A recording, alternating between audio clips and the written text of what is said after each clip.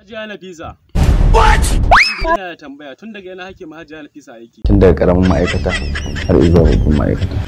Kada kai wasa da wutar lantarki saboda za ta janye maka ruwan jiki. Wasa ai na ma riga na gama. Na baka dama ka je ka rubuto takardar neman afuwa.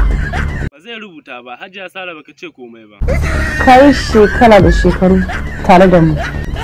Kada ka bari ya tashi a banza. Ya ma gama tashi a banza. Hajiya Nafisa ina da magana da ke. Ka faɗi abin da ya kaka. Umar Hashim ne yake son magana da ke. Umar Hashim bismillah. Da farko na fusata. To me yasa ka fusata? Ina da jin dalilin da yasa.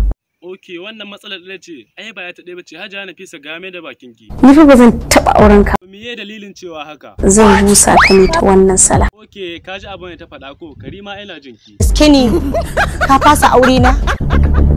Ka ba ta amsa mana. Yawwa, Umar Hashim, tsakanin Hajiya Sara da PA wace ce take so ta mallaki wani sashi a wannan ma'aikata? Hajiya Sara ce take so ta mallaki wani shashi a cikin wannan ma'aikata. Umar Hashim, shin za ka iya gaya wa mata walla ba za ka iya auren Hajiya Nafisa ba? Gaskiya ba zan iya ba.